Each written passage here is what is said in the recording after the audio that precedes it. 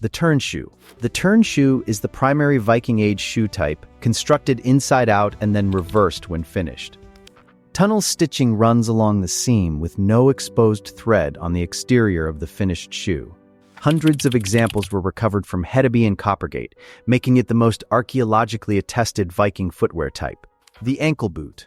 The ankle boot is a higher-cut variant of the turn shoe, rising above the ankle joint. A bone or antler toggle passes through a leather tab on the upper to fasten the boot closed. The taller shaft provided better support and weather protection on uneven winter terrain. The carbatina. The carbatina is among the oldest shoe construction types found in the Viking-age archaeological record. A single leather piece has fringe slits cut around its perimeter. Then a thong gathers the edges around the foot. The design has no sewn seam and predates the Viking Age by centuries of continuous use. The one-piece moccasin. The one-piece moccasin is a flat leather blank folded around the foot and stitched only at the toe and heel. It represents the simplest sewn shoe construction available to Viking-age craftspeople and wearers. Material and labor costs were minimal, placing this style in everyday, non-elite use contexts. The apron toe shoe. The apron toe shoe features a distinct front panel sewn over the toe box for added reinforcement.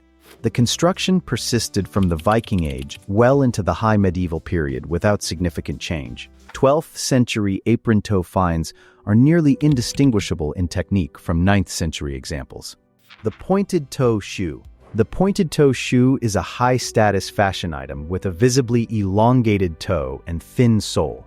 Fine-grained leather and delicate construction make it unsuitable for agricultural work or combat situations. ZooMS analysis links goatskin specifically to high-status female shoes in Viking-age Denmark. The nalbinded socklet. The nalbinded socklet is a thick wool foot covering worked with a single needle looping technique. The Coppergate sock, catalog SF13517, dated to approximately 930 to 975 CE, is the first nalbinding textile found in England. Nalbinding predates knitting by at least 2,000 years as a textile construction method. Leg wraps.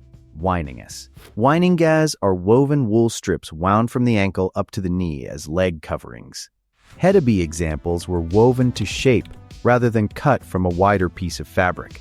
The strips measure 7.5 to 8.5 centimeters wide and are constructed in herringbone twill. The hay insole. Sennegrass. Sennegrass is dry sedge grass beaten soft and packed inside shoes as insulation and moisture management.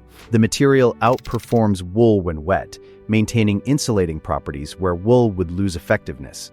Documented examples come from Hedeby and Bergen, where the material was called skoho, shoehay, the wooden patten. The wooden patten is a raised platform sole strapped directly over the shoe to elevate the foot above mud. Viking-age shoe soles typically measure only 2 to 3 millimeters thick, offering minimal protection from wet ground. Pattens were recovered from Viking-age urban sites where unpaved surfaces and seasonal flooding were routine. The ice creeper, hellscore. The ice creeper is a bone or iron spike plate strapped to the sole to provide traction on ice. Hellscore served a dual function: practical grip for the living and ritual footwear placed on the dead. The saga of Gisli Sursen documents hellscore as shoes of hell, worn for the journey to Hell's realm. The pierced sole shoe. The pierced sole shoe has a decorative pattern of small holes punched through the leather of the upper. The perforations weaken the leather structurally, making the shoe impractical for sustained daily wear. Pierced examples appear in high-status burial contexts and urban finds interpreted as luxury or display items. The repair patch. Viking-age shoes were repaired extensively. Worn soles replaced, holes patched, and seams restitched repeatedly. A new shoe subjected to daily wear might last only a few months before requiring significant repair. Hedeby excavations recovered individual shoes carrying 3 and 4 distinct layers of cumulative patching. The shoe last. The shoe last is a wooden foot-shaped form used to hold leather in shape while seams dried during construction. A willow last recovered from Coppergate is direct evidence of organized professional cobbling at Viking York. Novrogod has yielded approximately 200 lasts, including adjustable examples designed for fit customization. The Hedeby shoe. The Hedeby shoe is a type defined by finds from the Hedeby trading settlement in present-day northern Germany. It features a heavy sole, low ankle cut, single front seam, and a narrow side gore panel. More shoe types have been documented at Hedeby than at any other single Viking-age site.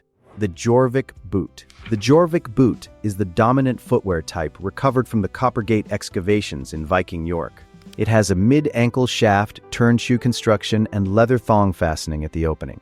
Over 3,886 leather finds came from Anglo-Scandinavian layers at Coppergate, the largest Viking-age leather archive outside Scandinavia.